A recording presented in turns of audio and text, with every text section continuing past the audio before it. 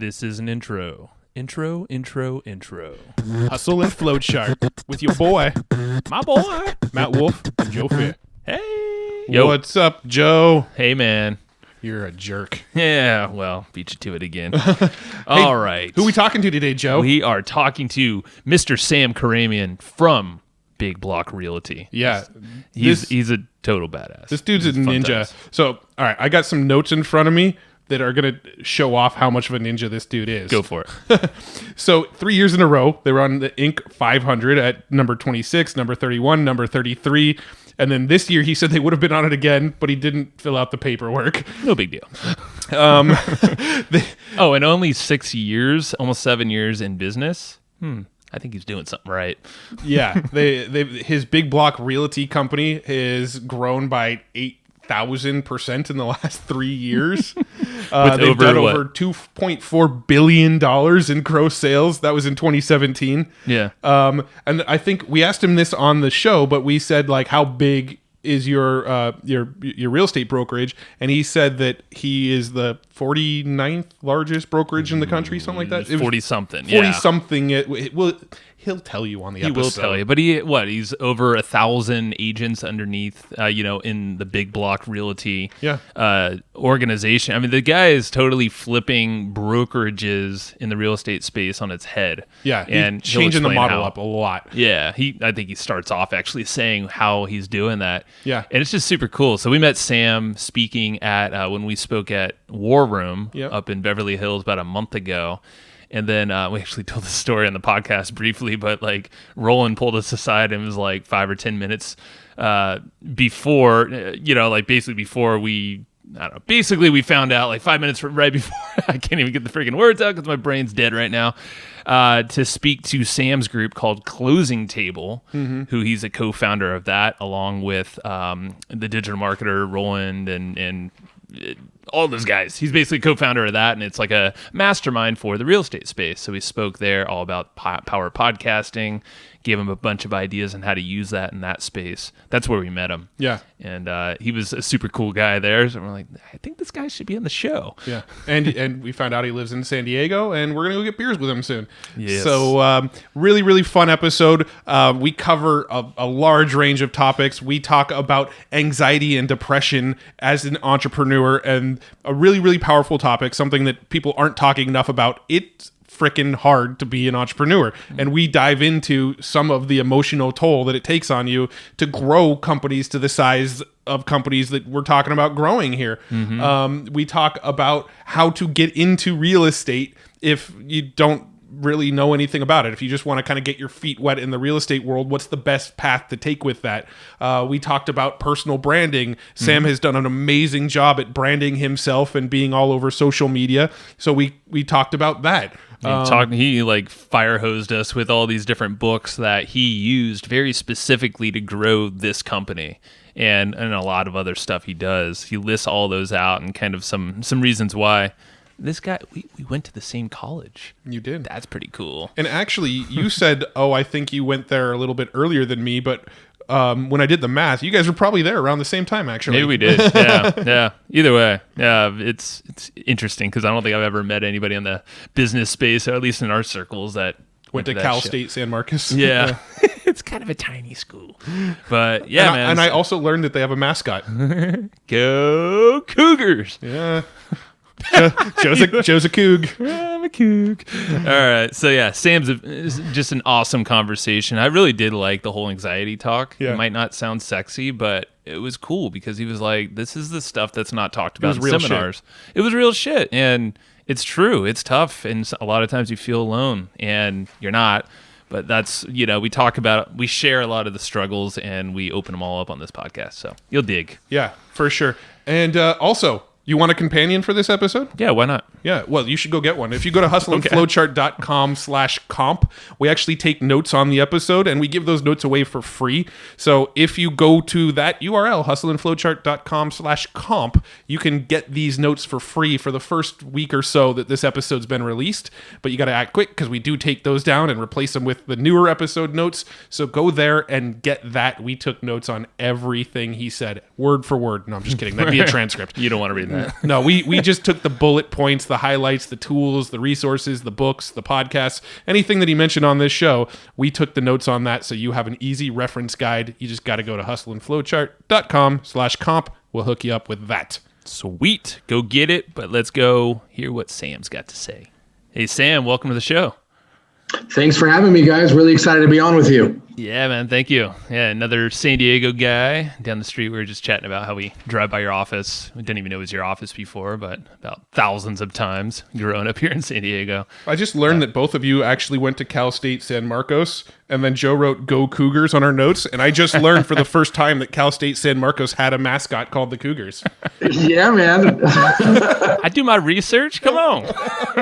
So technically, I was only at school there for a couple semesters, but I hung out on campus at the fraternity for 4 years. So there's a frat I don't know there? if I can get too much credit for going to school, but we'll chalk it up as going to Cal State San Marcos for sure. That must have been like the only frat, because when I went there, I think I went there after you. There still like wasn't a frat life at all, sorority life, nothing. So you must have found like it was pretty brutal, but we there was two. And we made the best of it, so we got kicked off, which left one. So anyways. Good times. So you're the reason there's not frats anymore, is what you're saying. That may or may not be the case. I love it. All right. Well, yeah. So, yeah, Cougars, Matt. It's a thing. Cougars. I've seen them. There's plenty in San Diego. There's a lot of Cougars. Anyway. Yeah. So just so the listener, so we spoke up at the mastermind that you have with what, digital marketer Roland. I don't know how that deal is with Closing Table. Yeah, it's kind of like a DM and us partnership, but we run the group mainly with Roland Frazier and Perry Belcher. Got it. Okay. Yeah, so that was fresh to us when we spoke about podcasting to your group. It was actually, and I don't know if you even knew this, but it was like 5 minutes prior to. Roland's like, "Hey, so the talk you just did downstairs, can you do it to this group upstairs?" Closing Table. I'm like, "Sure." True Roland style. Hey, yeah, but you were gracious enough to let us go grab beers before we gave our presentation. Oh man, you guys did a great job. It was great having you. Thanks, man. Well, let's get into it, because I know you've done a lot, and you've got massive visions for yourself, your company. I saw that you what was it, that you want to own a casino on the Vegas Strip, or is that? I do. Yeah, that's one of my big crazy goals. Hell yeah! So, nice. Well, how did all this start? What were you doing before Big Block Realty? What's the journey to where you are today? Really, it all started for me selling phones in the mall. I don't know if you guys remember the free phone guys. Oh, yeah. Yep. I was a free phone guy, and that was my first real sales position, but I did really well with it. I think it was just kind of like sales has always been something that I was able to I guess I could communicate well with people, and I did well there. But the cell phone game ended up taking me to the mortgage world. Some guy came and secret shopped me for a phone and ended up recruiting me to go start doing mortgages for him. And that's what transitioned me really out of college and out of traditional business and got me into real estate, so to speak. And that was right before the market crashed. And at the time, it seemed like something that was really unfortunate for me, like getting into real estate right when the market crashed. Mm-hmm. But it was probably one of the best things that could have happened, because I got in at the worst possible time. And if you could survive then, in any market, you could do really well in. So started on the real estate side around 2008-ish. And one thing led to another, started doing investing, started helping people buy and sell homes. I kind of played in all of it. And about 6-7 years ago, we had the idea that we could change the way brokerages, real estate brokerages were being run. And we started Big Block Realty. So what's the big difference between Big Block Realty and like the way traditional brokerages run? Great question. So traditionally, like as a real estate agent, I have to work at a real estate brokerage. Mm-hmm. And most brokerages will take 20, 30, 40% of every dollar that an agent earns in commission. Yeah.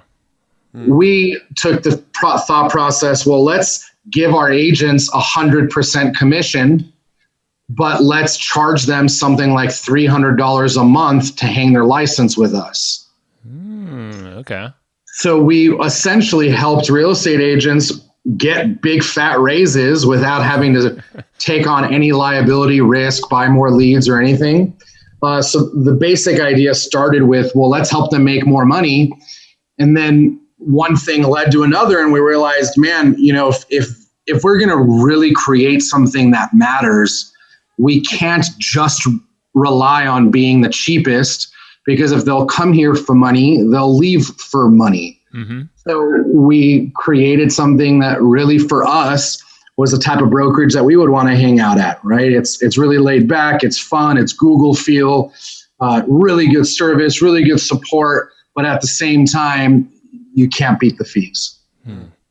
Now, with a company like Big Block, would a brand new realtor, would they fit in at a company like Big Block, or would it make more sense for somebody to kind of go through learning with a different company, and then once they kind of have the feel for it, move over to you?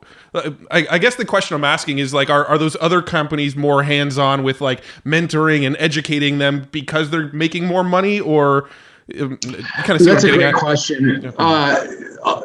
So most of the people that do the type of model that we do are very hands-off. But we knew that if we wanted to win the game, that we had to be hands-on in all departments. So if you're a brand new agent, we have a mentoring program that we can put you through. We have a training almost every single day of the week. We have a full broker and legal department in-house. So we've really taken the traditional approach in terms of give them a lot of service and value, but we're doing it in what we consider to be a value proposition that really ultimately helps our customer win, and our customer is the agent. Mm-hmm. So we figure, man, if we gave them all of the money and all of the support, where else can they go? And that's kind of what we built. Yeah, it sounds like you're basically crafting the best agents possible, and it sounds like you probably give them a lot of marketing advice, because I know your branding and all the stuff you're putting out there publicly is already top notch. Do you guys have some internal marketing help for each one of your agents? We definitely give them training on how to do it, and we've given them different softwares and tools to make it easier for them to execute on campaigns and content creation and stuff, but we don't push any of the buttons for them. Nice. Yeah. You're just giving them the tools for them to run with. Yep, absolutely. Sweet. Cool. What would you say would be, creating your own brokerage? I mean, from our minds, we're not even in the real estate world, so it seems like a monumental kind of undertaking to build something of that size. What would you say have been some of the biggest challenges that you ran into over the last 7 years of building this thing? It's a great question, man. I'll start by saying it doesn't matter if you're building a brokerage or, selling information or cowboy boots. I think that when you start to do things different than the competition, which is really critical when it comes to building a brand and a business that lasts, I think you have to do things a little bit different. We obviously did things different, and our biggest challenge, especially getting started, was dealing with all of the naysayers from our competition, talking down about us and talking about how our model will never work, all the way to even, some friends and family that thought we were crazy trying to reinvent the game. One of the things that I learned is in business, you should definitely seek counsel. You should learn from people that know more than you, and you should try to find people to tell you what to do. But in terms of your goals and what you believe to be possible, you should only believe yourself. Mm-hmm. And we just really decided to believe in our idea and only listen to our own advice in terms of what could be done and what couldn't be done. But we got a lot of good advice and training from people like Roland and Perry and a bunch of different people that were instrumental for us. So for one, just shutting out the noise and telling yourself that you don't have to listen to all the naysayers. Has it always been like that for you? Like when you were starting out, 6-7 years ago? How long's it been? Almost 7 years, yeah. It has always been like that. It's gotten a lot better because, we're so big today that they can't talk as much about us as they once were, but it was pretty bad in the beginning. And also being that we were relatively young for the business, the average real estate broker is a 56-year-old male. Right. When I started the company, I was 29 years old.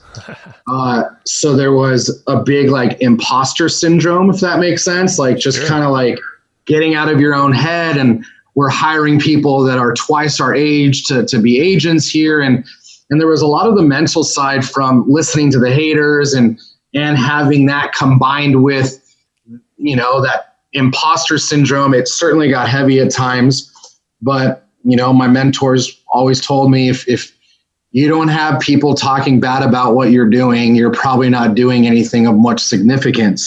So we just tried to focus on that and keep our heads down. Yeah. Now, when was it when you took on the counsel and mentorship from others? Even before we started, man. Nice. Yeah. One of the biggest reasons we've had the success we've had is, like I said, I didn't go to college, but I did spend so much time in seminars, in coaching and mastermind groups. I mean, before I had, when I was eating top ramen because that's all I could afford, I was still begging and borrowing money anywhere I could to have coaches and mentors. And that has always given me the competitive advantage because I was just always putting myself in the right environments. And I think when you're starting a new business, when you're looking to scale a business, when you're looking to, accomplish anything, a big part of that happening has to be the environment you put yourself in. Are you hanging out with people that are doing better than you and giving you perspective on opportunity and the things that can be done? So we've always just put ourselves in the right room with the right trainers, the right coaches, and that's been a big help. Nice. Yeah, it sounds like you're fueled by the naysayers and all the people talking shit or whatever it might be. Because today, it just sounds like you're almost like the Uber disrupting a whole freaking market that's been kind of archaic. You got the people that are probably almost retiring or getting later in their career, a little comfy, and then here comes Sam at Big Block shaking stuff up. What are some pieces of feedback that if people feel like imposter syndrome, maybe they're just feeling like, crap, man, there's like a mountain to climb. Are there some things that you can give to folks to kind of get past that? Dude, he'd be speaking directly to me, at least, probably both of us with the imposter syndrome thing, because I get it all the time to this day with just the people we talk to on the podcast. Very rarely do I feel like I'm up to the standards of the people we have on the podcast. So the imposter syndrome thing, really, it hits me. So yeah, I'm curious what advice you have on that. Yeah, I'll tell you, for me, I always get past things like imposter syndrome and anxiety and stress, knowing that what I'm trying to do is not easy, and talking to people that have been where I want to be and finding that they all felt the same way, dude. Everybody that, in your scenario, someone that you're interviewing and you're like, how the hell are they on my show? I'm interviewing them. Dude, where they are today started many years ago by them feeling what you feel right now. Yeah. And what that says is you're exactly where you're supposed to be. And I think that part of it is you have to just get real with the fact that when you're trying to accomplish things, there's unfortunate realities that you have to get comfortable with. And by virtue of being real with yourself and telling yourself it's okay to feel like an imposter, because maybe you are a little bit, but you have to fake it till you make it, dude. And that's just part of the process. And, anxiety is a real thing for me, especially when we're super busy, got a bunch of balls in the air. You got to remind yourself, dude, half the people in the world feel this way. And entrepreneurs specifically feel it more than most. Mm-hmm. So I always just have internal dialogue and conversations with myself to remind myself that it's not just me. Mm-hmm. Is that kind of something you repeat to yourself? I'm not alone in this whole thing? Or do you have some other things that you kind of like mantra to yourself in your head? I have different mantras. Like I always say to myself, I make the money that I make because I deal with things that most people don't want to deal with or can't deal with. Mm-hmm. When I'm feeling really stuck, I will pick up an audiobook and just like put some good things in my head just to like get myself there.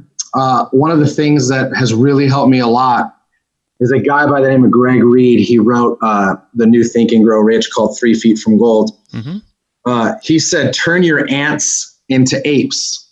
Mm-hmm. Your ants are your automatic negative thoughts, things that you can't control. They're always going to happen.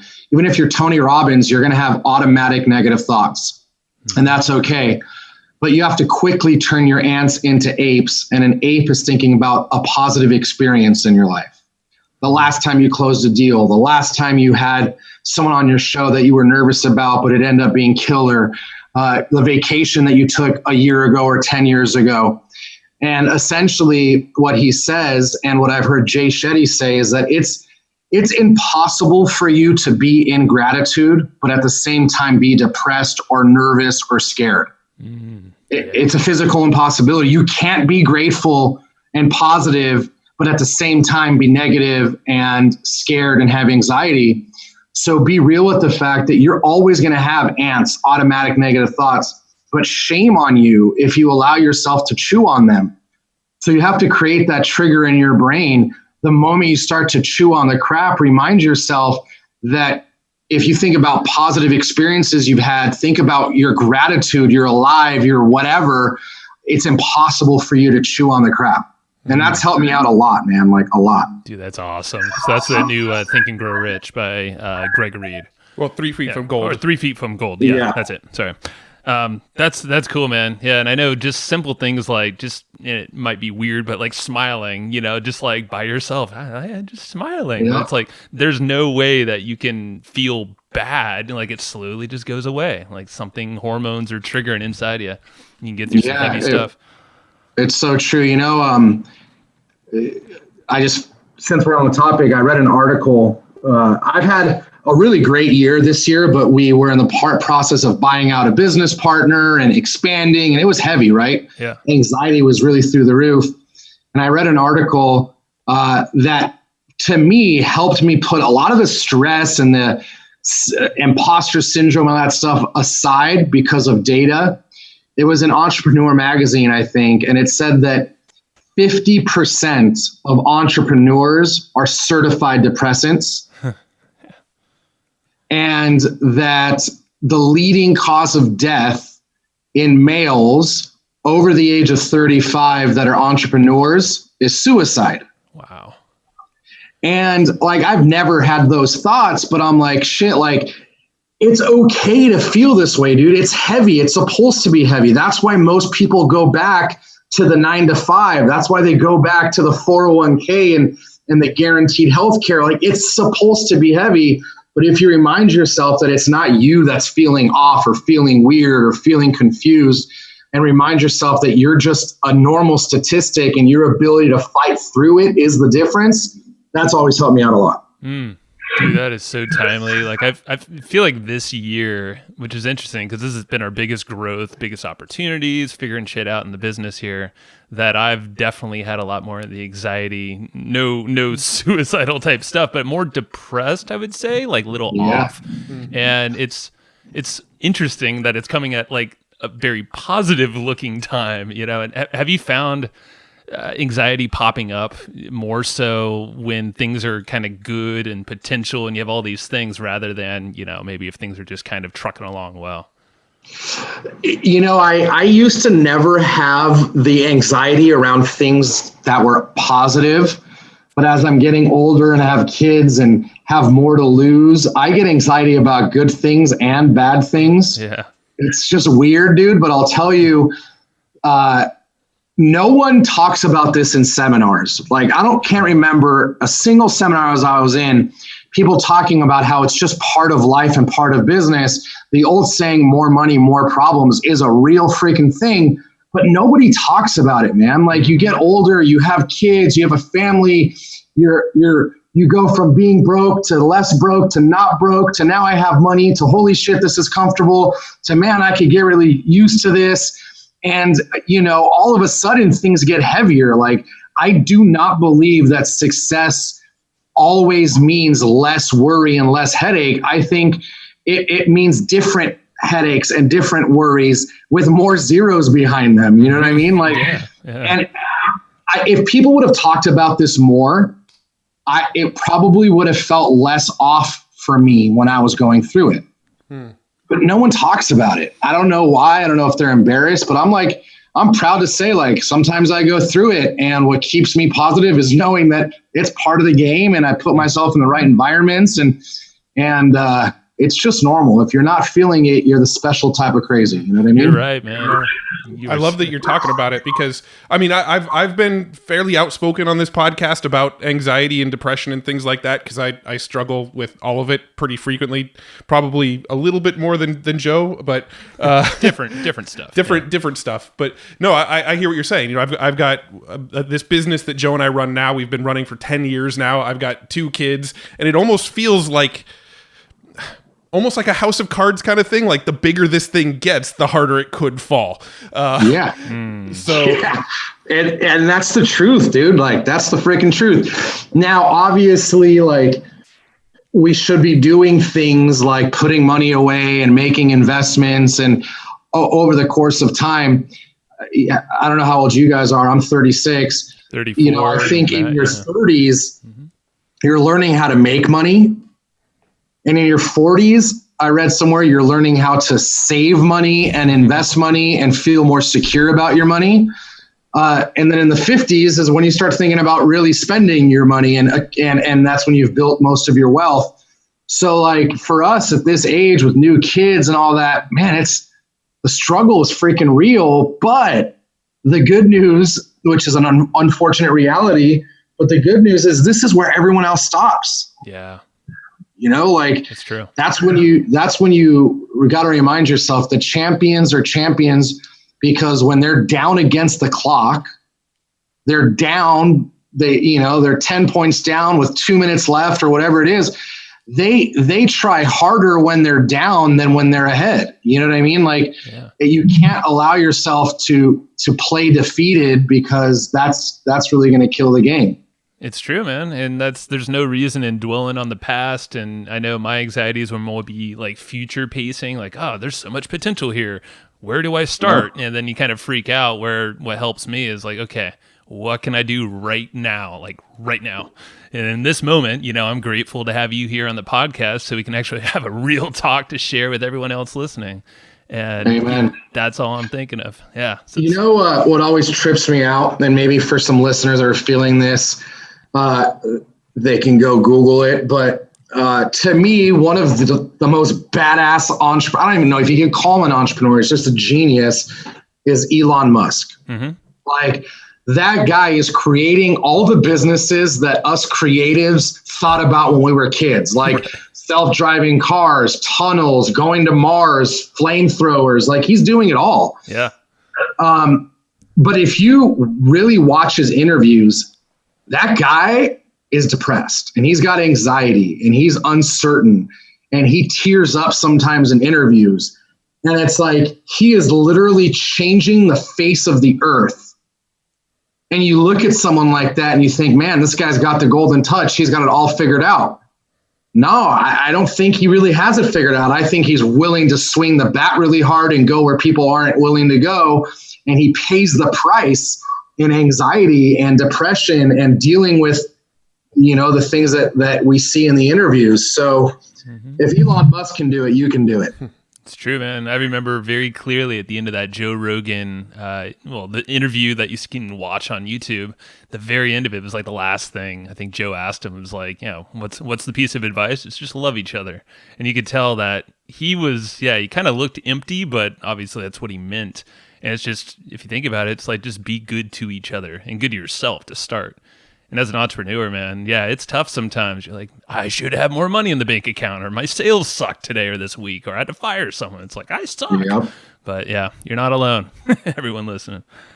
But totally. Yeah, good stuff, man. Yeah. Well, how about going back to mentorship? I'm curious, now that you're doing the closing table thing, how many masterminds have you guys done so far?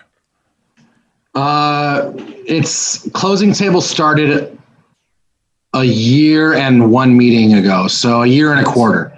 How's that been being kind of on the other side now, being mentored a lot, now being the mentee?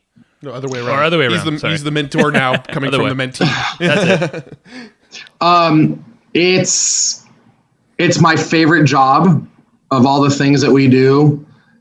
Being in that room, running that room and learning from that room is my favorite thing to do.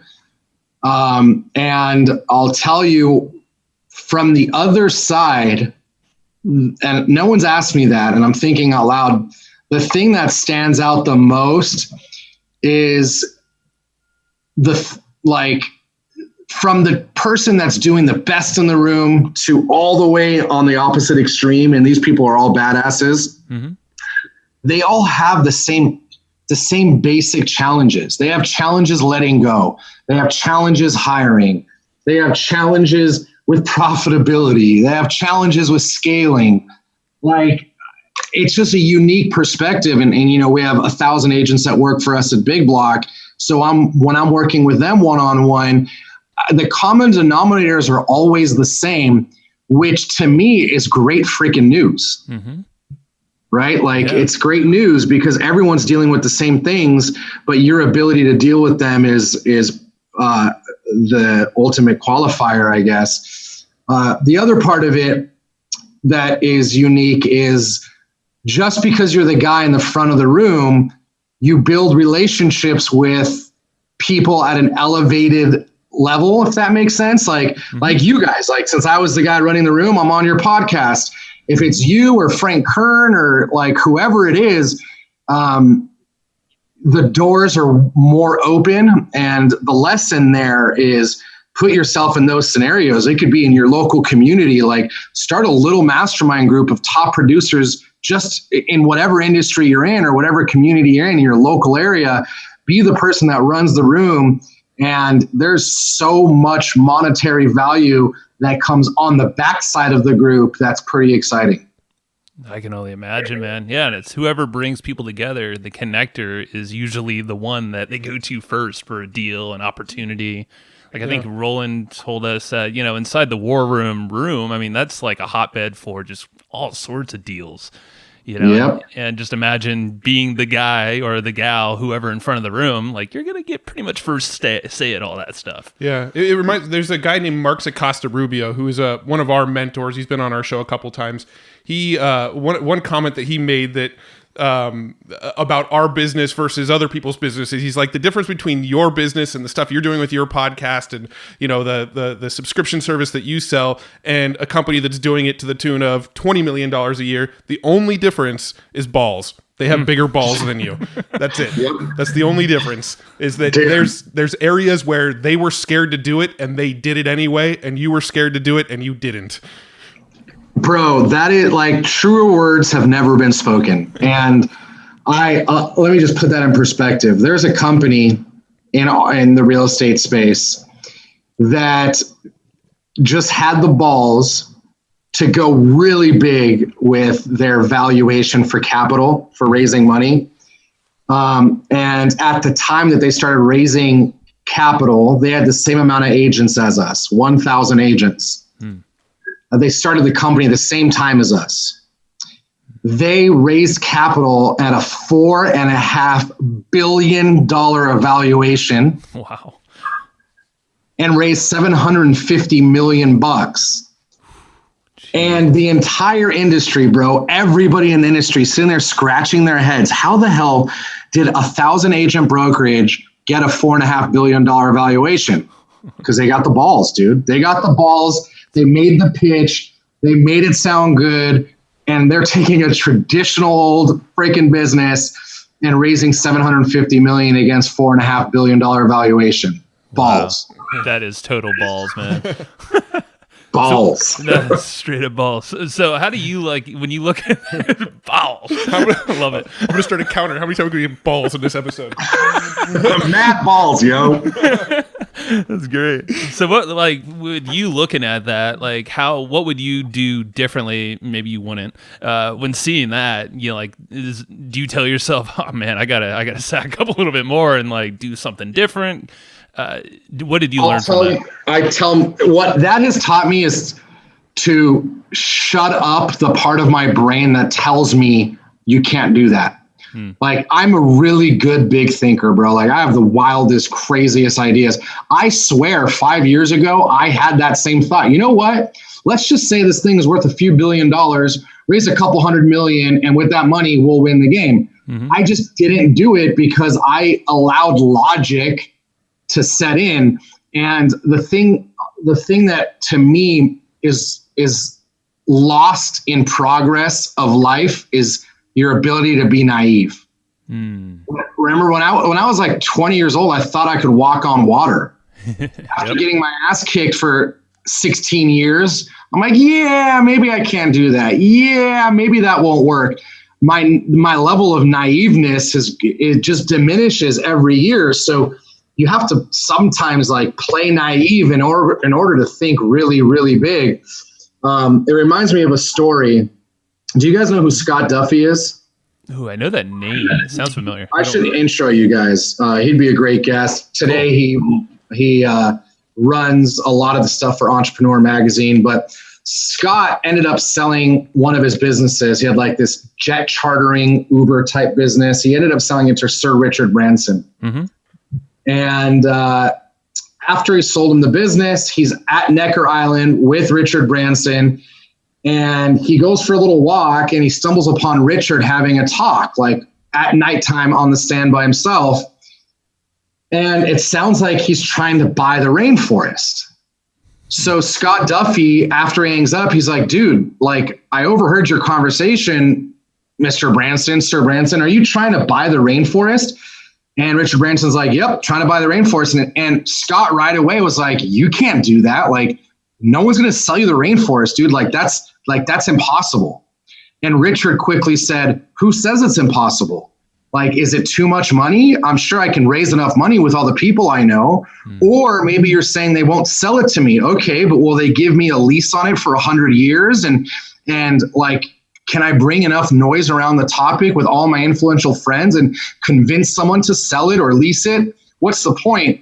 He was trying to buy the rainforest. Wow. And how many times in our business and in our lives have we told ourselves, man, you can't buy the rainforest, when Richard Branson's straight trying to buy the rainforest? And what he's doing, it sounds like, because I mean, you got to think he's got a lot of responsibilities. Because I'm just thinking, as you were saying, you get older, you know, you have kids, you get more stuff, you get a house, whatever. People rely on you, your employees.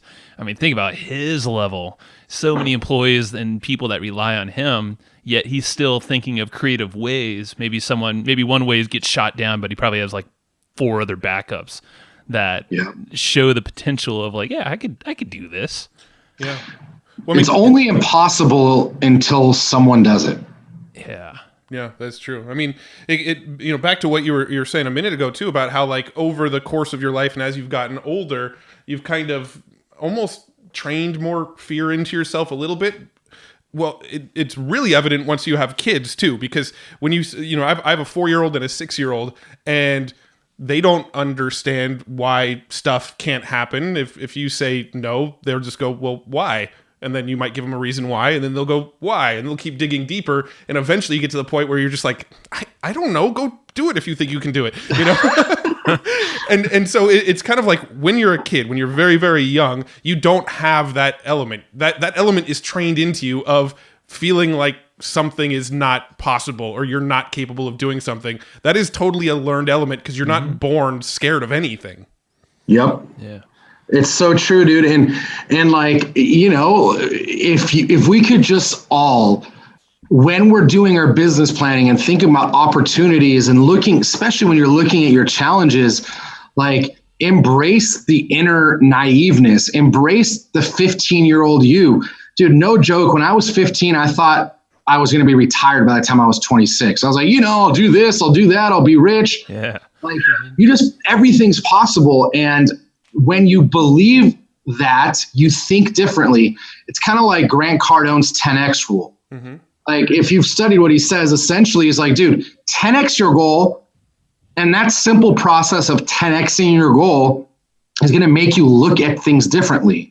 And when you look at things differently, you'll find ways to do things that other people haven't done, which is really a big part of our success here at Big Block, dude. Like I've just always looked at things different and did things different than the competition because I thought year one, we could get to 1,000 agents. Is year 6 and we just broke 1,000. You know what I mean? Yeah. How long does it normally take a brokerage to get to that point? Oh, if we were in this, we didn't submit the paperwork, but if we submitted the paperwork, we would be the 49th largest brokerage in the country. Wow. That just shows it, man. Jeez. So yeah, not very many people get this big. And it's because of their limiting belief. And I'll give you a perfect example. Like when I started this company, our lifeline is recruiting agents to come work for us. Mm-hmm. Our traditional competition hires a professional, well-groomed, well-trained recruiter, pays them, let's say 70, 80, 100 grand a year, gives them bonuses, and that person will go recruit, let's say 3 agents a month, and they're a freaking rock star. Wow. I was like, well, not doing that. 1, because to me it doesn't make sense, but 2, we can't afford it. I went onto Craigslist. I hired telemarketers for commission only. I had 10 people just calling around a script that I make, calling agents. And within our first 3-4 months of business, we were recruiting 6, 7, 10 agents a month. And we didn't have the crazy overhead everyone else had. And it's just because I believed it could be done. Like none of my competition thought you could take any telemarketer and make them recruit agents. I thought, well, in volume, you can do anything. And we've always just done stuff like that has helped us reach our goals much faster than the competition. That is so cool. I love that. So there's kind of 2 different rabbit holes that I feel like we can take the conversation, and I'm not quite sure which one to go down first. I wanted to talk a little bit about like real estate and is somebody that maybe isn't in the real estate world, maybe some easy ways that they can, not easy, but ways that they can start getting involved in real estate. And the other thing I want to talk about is some of your marketing strategies and branding strategies that have gotten you to where you are. Joe, do you have an opinion on where you want to go first? Real estate. Why not? All right. Yeah. Yeah. Let's do it. Yeah. So with real estate, then I'm kind of curious. I mean, mine and Joe's experience in real estate is that we both own our own homes. I'm on my 3rd now. Joe's on his 2nd owned home. Mm-hmm. And that's pretty much the extent of our knowledge. Thanks. So if we wanted to be investors in real estate and actually generate cash flow and income off real estate, what's your recommendation to people that are just totally green in this world? Great question. I would say if you have disposable income and you want to get the furthest with it in real estate, first thing I would do is turn off HGTV and don't look at all those flipping shows, because flipping is not the game, especially for a novice. Most people think that that's where they should go. Mm-hmm. Yeah. Statistics show long-term that you make the most amount of wealth in real estate by owning real estate for a long period of time, mm-hmm. and at the same time paying down debt. Now, the challenge most people have is, especially in a place like San Diego, you don't have enough money to put down enough so that you buy something and it cash flows positive. Mm-hmm. Does that make sense? Yep. Mm-hmm. So I don't think there's a better vehicle for investing in real estate than looking into large multifamily syndication type deals. This is what you see Grant Cardone through Cardone Capital pitching. Mm-hmm. There's a lot of really strong companies. I can share a few if you want. Mm-hmm. And what they do is they say, okay, we want to go buy this 50-unit apartment building, and we need $1 million. outside of the loan that we're getting. They'll go to people like you and me and they'll say, hey, for 20 grand, you get this guaranteed rate of return and you get equity in the deal. So I'll give you an example of a deal that I'm looking at doing right now and one that I did that's about to close. So about a year ago, we put our money, 25 grand, into the purchase of a high-rise in Texas. Mm-hmm. Mind you, I'm not doing any work. All I have to do is write a check. This company found the deal, is managing the deal, doing all the work, all the tenant placements, everything. Gave them 20 grand on the 25 grand on the 25 grand a month. We were getting, on the 25 grand total, we were getting paid $600 a month in guaranteed rate of return. Got it. A year later, they have done all the work and they've raised the value of the property. They are refinancing the building. I'm getting my 25 grand back and I get to keep my equity in the deal.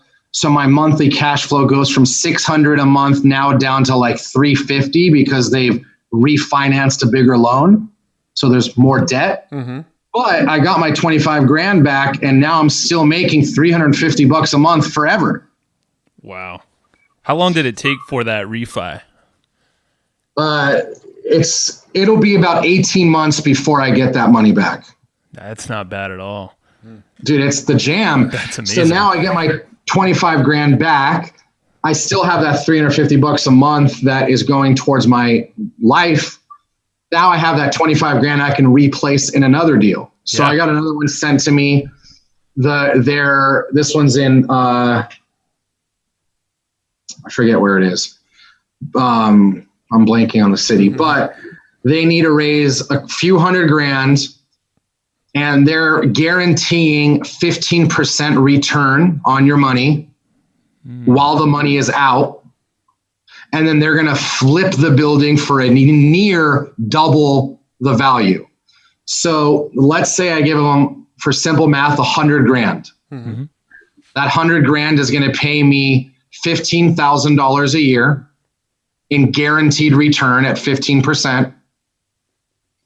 And then in 2 years, let's say they sell the property, I have made 15 grand a year for 2 years. So I made 30 grand and now my 100 grand turns into 200 grand when they sell the property. So my 100 turn into $230,000 in a 2 to 3 year period. Jeez. And this is all managed, so you don't have to be the property manager and collect rents on people. And never. You're never talking to a tenant. You're never stepping foot on the property if you don't want to.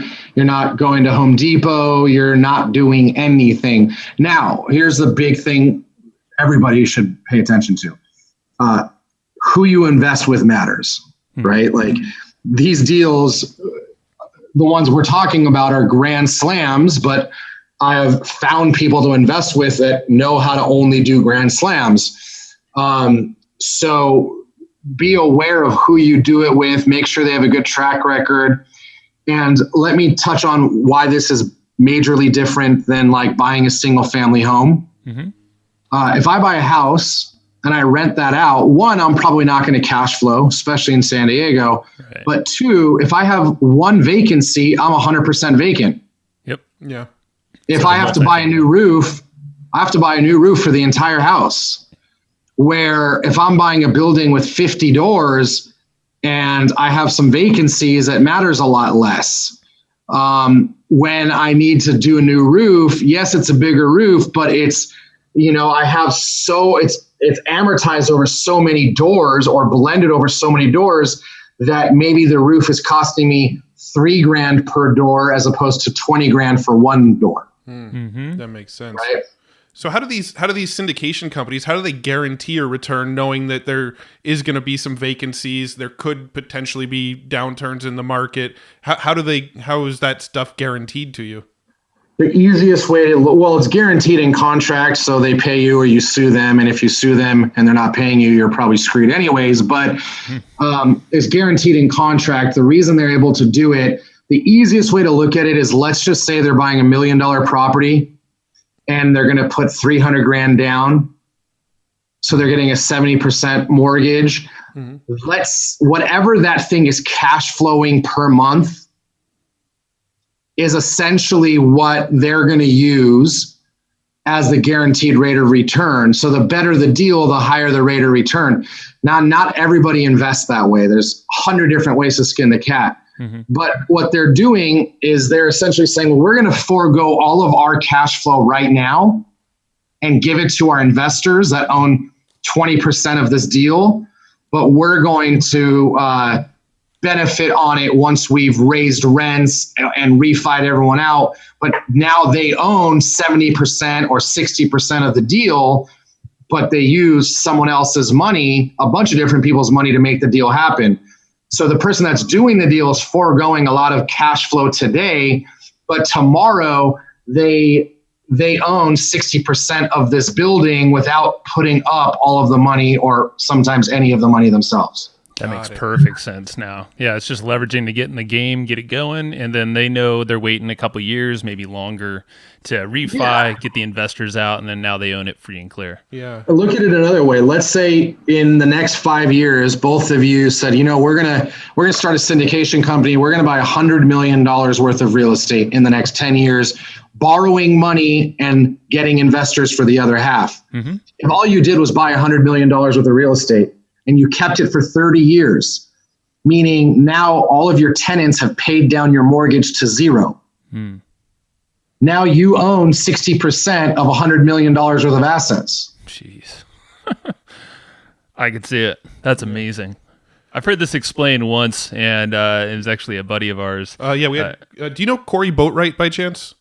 One of my best friends. Oh, really? Yeah. He was actually on the show earlier this year, and we were talking about multifamily real estate syndication deals with him as well. That's right. Yeah, he's killing it. Yeah, he is. So I would look at someone like Corey Boatwright. I would look at Nine Oak Investments. I would look at Grant Cardone. Some of his deals are like 6% guaranteed rate of return. Other ones go higher. But for me, I like to find the ones that are grand slams. People get excited and just want to put their money into play. You should be trying to do fewer, better deals. Yeah. Now, is there a way, let's say that somebody doesn't have a ton of capital. Let's say I've got, $5,000 and I want to invest that in real estate. Is there any ways to get involved in real estate with sort of lower capital requirements? Yeah. Grant Cardone does it with these syndication deals. If you are not an accredited investor, most people don't want to take your money because it raises their ability to get sued for a bunch of different things. Yeah. There are people like Grant, and we're rolling out a fund that will as well in the future, take some money from non-accredited.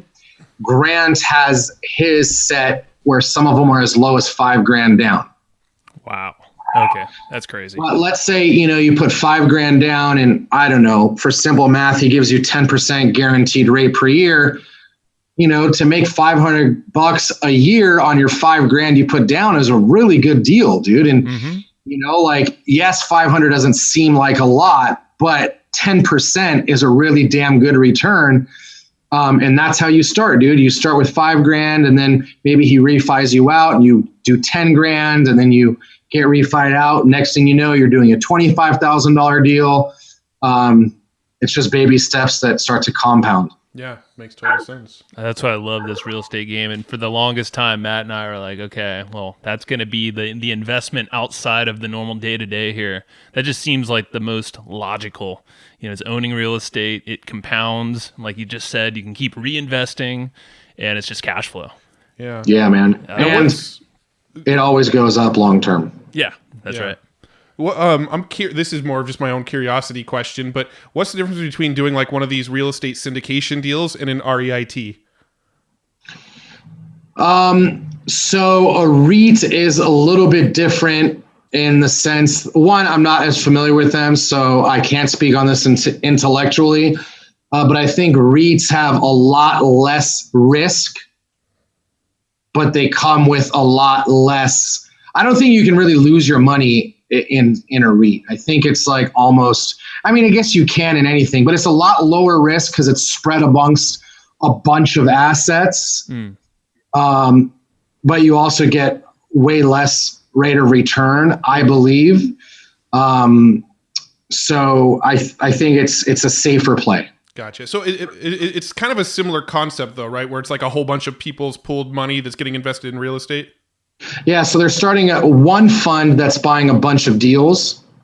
So let's say that fund that you invested in goes and buys 100 buildings, and one of the buildings is a total dud. Well, you're not going to lose your money as hard because there's 99 other buildings that are keeping the fund alive. Mm-hmm. In the syndication deal like we're talking about, there's multiple ways to do syndication. You could syndicate into funds. We've been talking about syndicating into single projects. Right. Yes. So we're investing in the apartment building 123 Montezuma or whatever. Gotcha. That makes sense. Okay. But talk to a specialist in REITs. I don't know. But I don't know anything about REITs either. I've heard the term thrown around, so I was just kind of curious. Yeah. I'm sure that it's a good vehicle. I think if you want to play a safer game. But again, on this model we're talking about, it's definitely more high risk, but I believe a big part of the risk is tied to the people you're investing with's track record. Mm-hmm. Gotcha. Got it. Sweet. Yeah, and we'll list some of those names out in the notes that we have for this show, so if anybody wants to refer to those too. Yeah. Before we get a little too late, do you want to hit the marketing? Like maybe just because I know you do so much, man. I see your videos. You're doing Facebook Lives in the morning. I think you did one today, right? Yep. Yeah. Something mashup, right? Yeah. I'm kind of curious. What's the 80-20? Like what are the things that you've noticed for like marketing and branding have moved the needle the most for you? What has moved the needle the most for us is gamification, and I'll explain what that means. Marketing to our internal client base for more clients is the biggest part of our growth. And I'll tell you what I mean by that. We started a couple of programs internally that we market to our own agents to help us recruit more agents. So every year we give away a Mercedes at our holiday party. Mm-hmm. And the way we do that is every time an agent recruits an agent, their name goes in the hat. And at the holiday party, we pull a name and that person wins a 3-year lease. I love that. So the fine print is that it's a $500 a month lease. Reimbursement towards any lease that they get. So they can go get a $2,000 lease or a $500 lease at Mercedes, and we pay $500 a month of it. It goes in their name. Got it. So a lot of the marketing that really works for us that you don't even see is internal to our agents asking for referrals. But externally, there's 2 things that really work for us the most. 3 things. One, I do a video every day and I do lives twice a week. That has more than anything given me authority.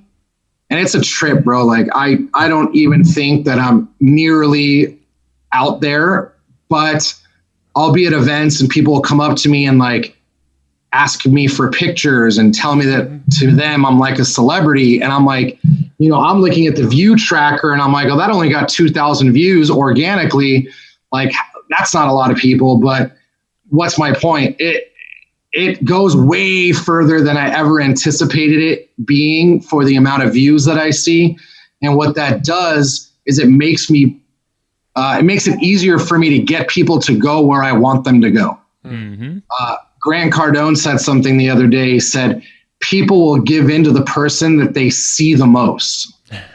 So if you're everywhere to them, then you're 80% way there. Yeah. Yeah. So that will bring me to my second thing, which is being omnipresent. We retarget hard. Yeah. We're pretty much going to retarget you forever as long as we can in all channels. That, especially for the spend, is giving us the best return. That sounds very familiar. We do that all the time. Yeah. You've probably even seen our ads because we even retarget all the people that book in to be on our podcast. Dude, ever since you guys came to closing table, I've been seeing you everywhere. Love it. It's working. Yeah. But like, that's important because you and me, we get it. Your listeners get it. The average consumer has no idea what's happening. They just think that you're that big of a deal. Yep. And it elevates your brand. It elevates your stock in their mind. It's huge. The last thing is something that we've been toying with a lot lately, and we learned this from our man, Billy Jean. You guys probably know who that is. He's been on the show too. Yep. Yep, which is creating polarizing content. I mean, I can't say anything that Billy didn't talk about that in that episode, so go back and watch it. Yeah. Or listen to it, but creating that front end content that is unforgettable and it's really uncomfortable, and everything inside of you will tell you, man, this is a little too wacky. I feel like a douchebag, whatever. But that stuff goes so freaking far. Yeah. No, I mean, we flat out asked Billy on the podcast, why do you pose with pictures of your Ferraris and stuff like that? And he had a really, really great explanation, kind of along the same lines of what you're saying right now. It's part of his goal to be divisive and to attract a very specific type of person. Yeah. Yep. It's funny because I've always been into cars, and I, until recently, had a hard time justifying the expense. But listening to Billy's presentation a couple years ago, he's like, man, you guys are all worried about being a douchebag and you won't do this stuff. And I don't care about being the douchebag. And that's why I'm killing the game. And no bullshit. I was like, you know what? He's right. I'm going to go buy the car. So like within a couple of weeks, I go get an i8, like a ridiculous car, like BMW. The one with the doors that go up. Yep. And I got it, justifying in my brain that I'm going to leverage it on social and my content.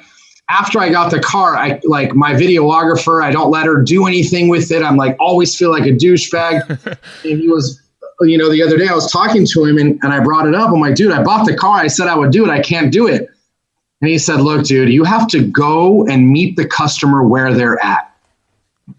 And that really opened it up in my mind. He said, they're at the place where they want to be able to be the guy or the girl that could buy that car or do that trip or buy that whatever. And you need to meet them where they're at and show them that you're that person. And it really made a lot of sense. I still haven't leaned into it and it's hard, but you do that stuff and people remember you. For sure. Yeah, and I feel like you're doing it the right way. Like most of your videos, almost every single one of them is you on camera giving some great kind of motivational or some kind of marketing branding advice. Like, go check out his Instagram, and listeners, just like, it's on point. Seriously, Thanks, man. I looked Really at it, I was like, I appreciate don't know what you're doing. Yeah, it's amazing. I'm curious really quick, because we probably should wrap it up here, top of the hour. What do you have on tap right now for brew at your office? We have what is it called? Blonde Honey Hip from Latitude 33. Okay. Yeah. They're pretty good. Haven't had that. Dude, I really like that beer. I used to be really into beer, and then I started to mess with my stomach a lot, so I went back onto the vodka train, but Honey Hip is one of my favorite, actually. The vodka train. It's funny because we're both kind of the same way with beer. We actually have two companies that are in the beer space. One is an event we put on every year at the same time as Traffic and Conversion Summit called Overtime, and it's held in a brewery, and we work very closely with the brewery and the brewers to make it. To actually make the beer for that party. And then we also have another website called Homebrew Academy, which is a site that teaches people how to make their own beer. And the funny thing is, both Joe and I have essentially grown out of beer. Neither of us really drink beer that much anymore at all. I feel like my stomach's gone away a little bit too. I look better. I feel better. I probably shouldn't be saying that publicly on a podcast, but it is Hypocrites. What it is. That's funny. That's why we have experts. Cool, man. Well, let's wrap it up and get you to your team over there. What's a book that you find yourself recommending, or maybe you going to often? Yeah, you mentioned 3 Feet from Gold. That's right. That you listen to a lot of audiobooks. Are there any other ones that you'd recommend? Yeah, I'll rattle off a few. One of them you've probably heard a million times. In case you haven't, Think and Grow Rich, the original one, is like a must read. And I'll give you 3 books that have been instrumental in our ability to, land on the Inc. 500 3 years in a row. Number 1 is, in no particular order, The Ultimate Sales Machine by Chet Holmes. Really, really good book. We got so many nuggets out of that from our hiring processes and our managing, everything. So good. Number 2 is, how do I even pick?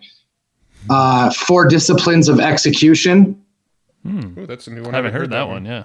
If you have a team and you want to learn how to keep your team accountable, keep projects moving, really make progress, really, really good book. I'm going to give 2 more. Number 3, which was really the Bible for everything that we've done internally at Big Block, is Delivering Happiness by Tony Hsieh, which is essentially the Zappos book.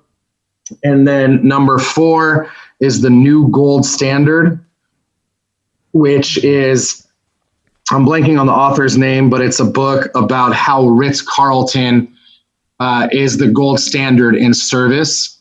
And man, that book will open up your eyes a lot. And, for us, especially because we're a low-cost leader, I also believe we give more service than our high-cost competition. And a big part of that is because we've just ingrained that book into our culture and our team. Love it. Have you? Are you a fan of any of the Gary Keller books? I've never read one. No. I'm sure they're good. I've heard good things. No, I've heard the book Millionaire Real Estate Agent pop up a few times, so I was just kind of curious. Yep. Never read it myself. That book is kind of like the Bible for people. I just gravitated when I first got into the business to a guy named Mike Ferry and really just read all his stuff. But I heard his other book, which is The One Thing, is really good as well. But I haven't read it. Yeah, that's a good one. I have read that one. Yeah, I think it was Corey Boatwright was talking about Mike Ferry as well. Yeah. Yep, Mike Ferry's my dude, man. That's awesome, man. Cool. Been my coach forever. Cool. Well, we've already kept you a couple minutes over here. Where do you want to send people after listening to this? Your business is Big Block Realty. Is there, we're going to link up your Instagram account. Is there anywhere else you'd want people to go check out after listening to this episode? I'd say those 2 things, dude. BigBlockRealty.com, and you can follow me on Facebook or Instagram at the90. And I'm happy to keep the conversations going. Sweet, right on, man. Thank you for your time. Appreciate it, man. It's been fun. Hey, this was really good. You guys do a great interview, and any way I can help, let me know. Thanks for having me on. Yeah, man. You got it. Take care, buddy. Take care, guys. Bye. Thanks, everybody, for listening to this episode of the Hustle and Flowchart podcast. Before taking the time to listen, we want to give you something a little bit special. Every single episode that we do, we actually have somebody on our team take notes. We basically have a Cliff's Notes version of every episode where you can go and find all of the tips and tactics that they laid out, all of the resources that they laid out, all the good stuff from this episode. We actually have a nice simple notes version that you can find on our website. So go to evergreenprofits.com, find this episode that you just listened to, and give us your email address and we'll send you the notes. Thanks for listening.